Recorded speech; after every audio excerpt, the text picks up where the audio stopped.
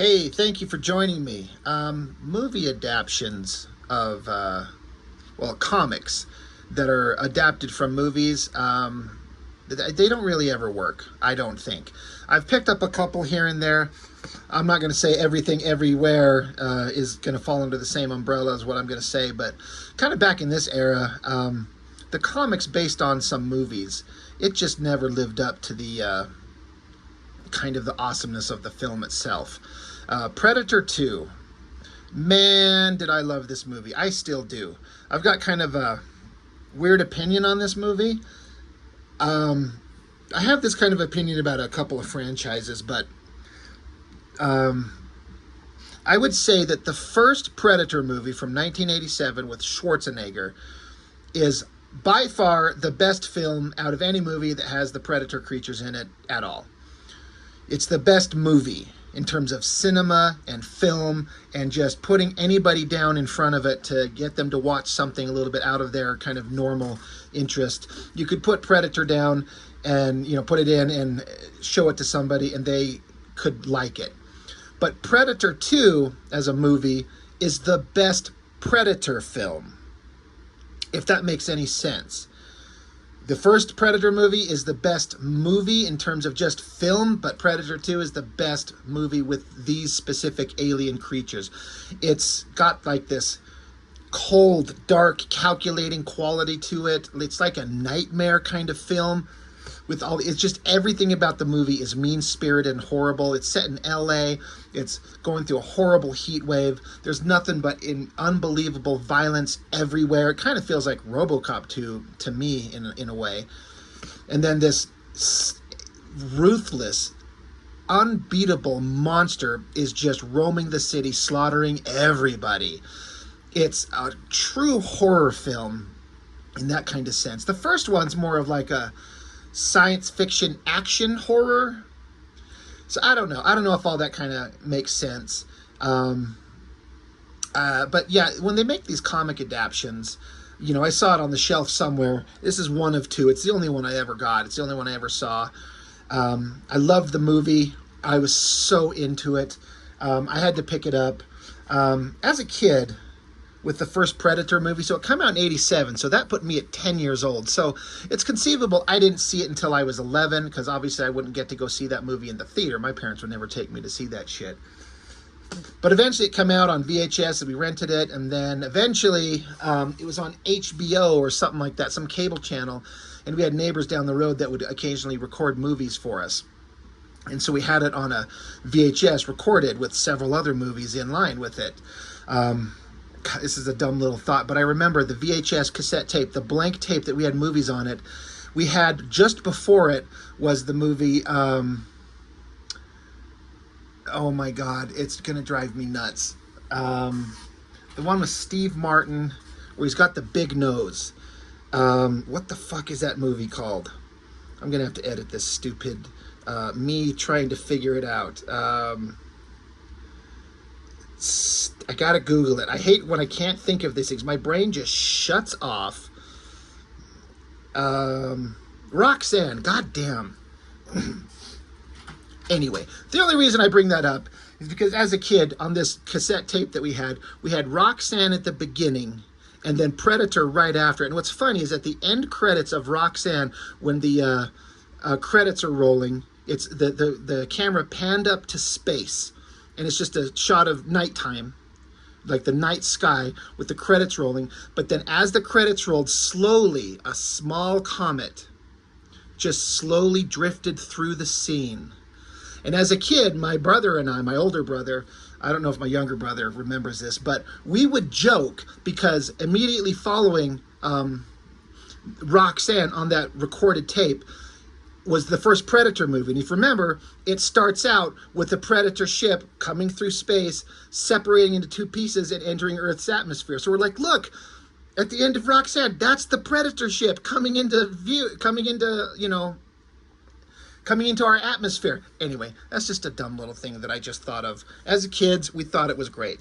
But yeah, the first Predator movie, I I loved it because the house that we lived in at the time, I was in a small town in southern Utah, and it was like a mobile home out on the edge of town. We were surrounded by nothing but giant empty fields everywhere. And if you go out back behind my house at the time, there was just vast empty fields with giant like bushes and weeds and things that were like taller than an adult, and there were these little pathways to walk through them, and as you'd walk through them, go all the way out there, I don't know, half a mile or so, then you get out to these giant trees that are huge, like the kind of thing you'd see in a jungle. And then as you go through that jungle, and then there was like a pond back there that was size of 2 basketball courts maybe. So me, my brothers, my friends, we would go out there all the time. And often as a kid, I loved to play like soldier. I had like green camouflage pants. I'd strap on my toy plastic guns, and we would sometimes, like, you know, pretend make-believe play like there was a predator out there in that jungle, because it was a walk through everything, and you were going through the weeds, you were ducking under bushes, there were giant tall trees, there was old trees that had been struck by lightning and then fallen over, so they're hollowed out husks, and then there's a big pond out there. It was like the greatest adventure a kid could ever have, in my opinion, to grow up in. I loved it. So I loved the first Predator movie because it felt like I could just go out back behind my house and there's that jungle out there. So all that to say, once the first movie was done, that was 87. Predator 2 came out in 1990. So I was now a 13-year-old kid. So I'm getting into my teenage years and I'm getting a little bit more mature. And just this monster and all his weapons, it was the coolest thing that could have ever existed to me at the time. I thought it was so great. And so then I see a comic on the shelf. I'm like, I got to pick this up. You know, I was into comics for several years at this point, and I was really hoping that it would be good. And unfortunately, it's really not. In terms of visual excitement in a book to match the visual excitement that was in a movie, doesn't even compare. But you can't. How do you compare movies and comics? It's like moving pictures with sound and music versus a visual medium. Obviously, they're different things, but you have to adapt a comic to maintain the same kind of visual energy, not the way a movie does, but the way that a comic book does. And that does not happen in this thing. All the art is fine. It's competent, and there's some places where it's pretty good. And this artist, it's great to see this. I mean, it's not a great reproduction, this black and white, you know, Predator face. But pencils are by a gentleman named Dan Barry. I have no idea who that is. Inks by a Randy Emberlin. I have no idea who that is. And this is from Dark Horse, right? Yeah, Dark Horse Comics. So, just looking at it, like, in terms of an artist doing comic book illustration, that's a great city shot. I love the lines going through the top of it to indicate a smoky, hazy, smoggy shithole and the sun, because if you remember the movie, it was super hot. It says here it's going on the 59th day straight of 109-degree heat. Like, what a miserable slog. So that's visually good. And then in terms of being an artist who can draw believable, wonderful background shots, I look at this and like, I'm a guy who likes to draw, and I would struggle to come up with this. And it's pretty basic and pretty simple. He's drawing cars, so I'm trying to give credit where credit's due to this artist. Lots of skill, but none of the visual excitement that can be done with more dynamic images, or like, this is only a 2-issue series. This is issue 1 of 2. Sometimes to get the drama in a comic, you need to have, like, 2 issues is not a lot of space to fit an entire movie, and so you compress everything down.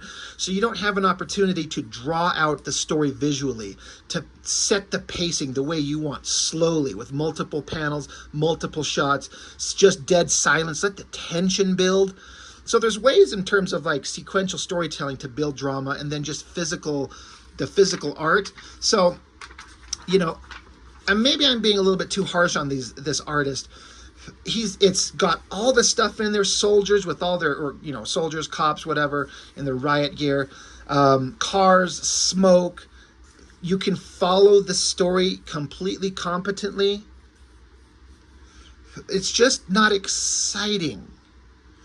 And that's the problem. And maybe you like it, maybe it works for you, and I get it. This is just entirely, as everything, this is my channel, so it's just my thoughts on it.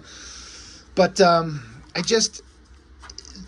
loved Predator 2 so much. I'm surprised my parents actually let me watch it, because it's very R-rated. Like, there's that one hot sex scene. I say hot, like it's really dirty and a little aggressive and kind of a little bit over the top and out of place, but it's like the whole rest of the movie. The violence, the drugs, the guns, the blood, it's just crazy, and I love it. And this is a comic, so of course I gotta tone it down. The artist is getting his visual representations of the actors. I don't know if they're allowed to make the characters look like the actor, because then you get into like royalty kind of territory. But it looks like Hartigan and what's her name, Leona, Danny Boy. You know, you see what I'm saying? I'm trying to be respectful to the artist while also giving my honest opinion, that being, it's very skilled, it's very competently done, but it's so old school bland. It just, it by itself, say the movie Predator 2 didn't exist and you just put this in front of me, I don't think I'd be interested at all. Just from a visual standpoint, it's just not that exciting, especially in 1990. This is 91, so the movie came out in 90, so the adaptation is February of 91. So we're starting to see all those couple of artists who go on to create image, creating these big, awesome visuals. And that's what, as a kid, that's what I was into. You know, I was 13, 14 years old. And this stuff is just, like, this is the Predator smashing through a skylight to take out all these drug dealers. Like this shot up here with the coloring, with the Predator's heat vision, that's cool. But that's soft as cotton, man. That's weak shit. It tells the story, but I'm not visually excited. I'm not visually moved. It just doesn't work. Again, same thing. Great backgrounds, great costumes, realistic clothes. And this artist has to draw real people. There's not superheroes in spandex tights punching each other in like brightly colored backgrounds with no visible details. We all know who we're talking about. I think we all know who we're talking about. So, you know, the cops are trying to bust in on these drug dealers, but the drug dealers are being assaulted by a predator. So they don't know that. So the drug dealers are freaking out. This shot of the Predator up on a roof with the, you know, the way that they represented the camouflage visual from the movie is pretty good. That makes sense. Again, I like the coloring for the thermal vision from the Predator. That works. And it's a beat-by-beat replay of the movie. It's all there. It's just not as interesting. Great shot. I mean, draw a shot of like a room full of a bunch of bloody bodies lying on the ground, cops and everything. Like, this is complicated. It's, you know, again, I'm repeating myself for like the 100th time on this 13-minute video at this point so far. I want to make sure I give credit where credit's due. There's a skill set going on with this artist that is lacking in a lot of the flashier artists, you know. He's got hardcore fundamentals down, but it's missing the excitement. Look at all these pages. It's just storytelling, cops talking with each other, the Gary Busey character, Special Agent Peter Keyes. If I remember, just randomly, if I remember correctly, the original idea for Predator 2 was this Peter Keyes character was going to be Schwarzenegger's character, Dutch, from the first movie, which I think would have been amazingly awesome. It's like the idea would be that he had that experience with the Predator, and then he went on to, you know, obviously the government knows something happened, and so they would put the Schwarzenegger character in charge of a special agent team to hunt these things down, and that's where he would then interact with the Danny Glover character. But Schwarzenegger, I believe, went off to go do Terminator 2, which is clearly the better choice. And I think Schwarzenegger said he didn't like moving it into a city, and he probably would like being second fiddle to another guy. But the original concept of, if I remember correctly, that this Gary Busey character was supposed to be Schwarzenegger's character, I actually really think that would have been awesome. And especially if they didn't tell us. Like, don't let you know, just have him show up. It goes through a door, comes, you know, hello, I am Special Agent Dutch Schwarzenegger, whatever my name is. Let's go fight the Predator. But yeah, you know, and again, it's kind of a thankless story where you have to do a lot of talking heads, just talking, giving exposition, telling the story. You have to follow the script of the movie. So it's not like it's exciting drawing. Oh yeah, the character that shows up, that's the what's his name? Bill Paxton, the Lone Ranger character they'd call him, where she's grabbing his balls to tell him to chill his shit out. That's funny. But yeah, kind of a thankless job, I would think. And then it just jumps to this scene where in the movie, I remember, I mean, as a young kid, it just starts out, it cuts away to like a night scene of the city, and then you're panning in closer to a skyscraper and hear a woman just grunting and raging, and you're like, what is going on?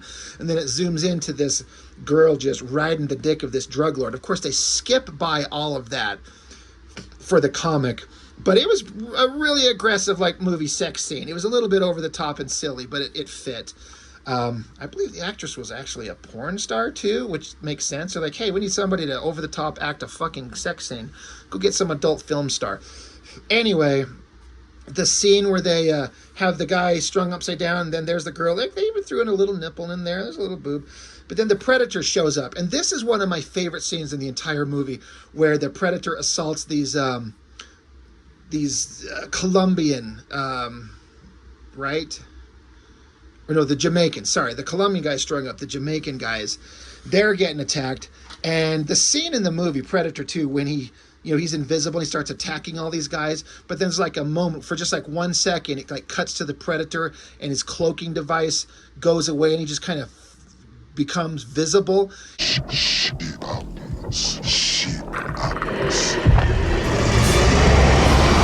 It's like, I always looked at that, especially to these like Jamaican guys, they'd think it's like a demon from hell literally appearing in front of them, and it's just an alien. And I don't know, both are horrifying to think of. But I guess I'd rather be an alien from another world than a demon from hell, because I'd rather face an alien than a demon. Anyway, the scene, like, it just doesn't carry a fraction of the visual awesomeness. Like, look, this Predator showing up, decloaking to be visible here. It's this little tiny panel in the bottom corner. Sure, he's got 1, 2, 3, 4, 5, 6, 7 panels on here, so putting all of this in smaller panels to make this a bigger one is tricky, but not impossible. But it just defeats the visual interest that could be there. And then again, just seeing a close-up of the Predator's mask, it's just, yeah, I'm not intimidated. I'm impressed artistically by the great backgrounds, the perfect perspective, all the weapons lying there, the debris. Looks really great. But yeah, just, I know, more pages upon pages of just like regular human-looking guys talking, discussing, going over everything. It's very competently done. This is where Danny Boy goes searching, finds that kind of crazy little hook weapon up in the rafters, and then the Predator is there, takes him, kills him. This is kind of okay. I like that it's kind of silent, except for the words that he's saying. Now, there you go. A giant splash page of the Predator, like up there, that was in the movie, was standing there. He literally got struck by fucking lightning, too. If you remember in the movie, had a staff in the air, and it strikes him with lightning, if I remember correctly. It doesn't affect him. So I'm like, I'm sure they did that just because it was visually awesome, but I'm like, how could a Predator take a bolt of lightning? You could just argue his alien tech has, like, you know, insulation capabilities that redirect it or something like that. I don't know. But Danny Boy's dead, so they're at the funeral. The stupid reporter talk show guy, I think it's based on, was it Morton Downey Jr.? That was his name. This shot where what's his name? Danny Glover character, he's kind of having it out with the Gary Busey character. Like, these shots are taken like almost from the movie. It's like really well done. But yeah, talking heads. It's funny. It ends on one of the great scenes of the movie, where the Jamaicans want to speak to the cop. Like, he put the word out there on the street, like, let the Jamaicans know that the cop, Hardigan, wants to talk to them because they have a mutual enemy. So the guys show up, and it's funny how quickly they go from, like, getting picked up in the car to all of a sudden he's suddenly talking to King Willie in just a couple of panels, you know. Everything is compressed. But this scene, the actor, I can't remember his name, that played King Willie, he was great. And, you know, I can't help but, you could just hear the dialogue if you've seen it. You know, Hartigan's like, you know, the one who's doing all the killing, I think you know who is, I want him. And the King Willie's like, no, Mr. Policeman, I don't know who he is, but I know where he is. The other side. So, you know, King Willie kind of feels like this, whatever this thing is that's killing all the people, he thinks it's like a demon or something, someone from the spirit world. He literally says here, see, always the same. You can't see the eyes of the demon till he come calling. This the dread, mon. There's no stopping this kind of thing. Nothing else here for you, Mr. Policeman. Time to go. And then he says, prepare yourself. Like in the movie, this scene was really cool. So Hartigan takes off, and then the scene where the Predator shows up, like some debris falls from a skyscraper or building up high. And so King Willie sees it, and the Predator drops down in the water. It's so good where the Predator is like walking cloaked through the water and he's stomping in it. God, if I had the editing ability to cut that into this video, I might see if I can. So, I don't know. If I'm able to do it, you'll see it right here.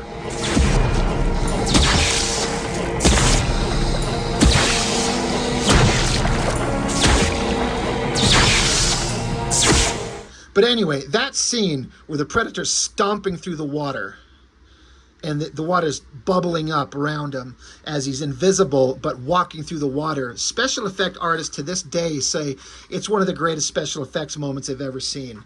It's so well done, however they did it. But yeah, the Predator shows up, he's walking through the water, and then I just feel there's too goddamn many panels. They need to end it on a splash page. It's almost a splash page with the Predator here, but it's all these other panels, like, and it's got King Willie shooting at the Predator. That doesn't happen in the movie. All he does is he just looks, accepts his fate, he has a cane with him, and he pulls the handle from the cane out to reveal a sword, and he prepares himself. He holds a sword, and, you know, this scene right here where he's getting ready to fight, and it just ends, you know, that's where the scene ends, that's where this book ends. They could have eliminated all these bullshit panels where King Willie's shooting at the Predator to allow more interesting visuals here to end the book on, because that is the end of the book. That's the end of issue 1. So it's kind of disappointing. Maybe they didn't, I don't know, maybe the movie wasn't out yet, but it says it was released in 1990. This is 91, so the movie's out. So I just feel like this is a lost opportunity for visual excitement, but Dark Horse had different priorities, so I don't know. That's a great shot. Is this, oh, it says cover by Dave Dorman. Don't know who that is, but man, remember when Indiana Jones was awesome? So, yeah, and I don't have issue 2. It's just got issue 1 of 2 of Predator 2. Fun movie. One of my favorites. God, just talking about it makes me want to go watch it. I might actually do that. Go watch Predator 2. But in terms of comics and the comic adaptation, it's not really that exciting, unfortunately. It's competent, but it's just lacking the visual excitement necessary to really make it be something memorable. The only Predator comic that I've read, and it's not many, I'm going to admit that, that visually matched how good it needs to be is the Batman Predator crossover drawn by, I think it's both Adam and Andy Kubert. My brother and I have reviewed that on the channel, and they give that story visual room to breathe and be awesome. And it's the Kubert brothers, so of course it's going to be visually awesome. But that's one of the few books where I felt like the vibe of the Predator itself was represented correctly in the comic. This thing, not so much. But anyway, it's just a little random-ass little artifact I come across. Again, I'm always digging through my comic boxes and looking for something interesting and different to go along with my regularly scheduled 90s bullshit. But, yeah, it's just a fun one. I can't wait. I got to go watch this movie again. Anyway, that's all I've got for now. Thank you for watching.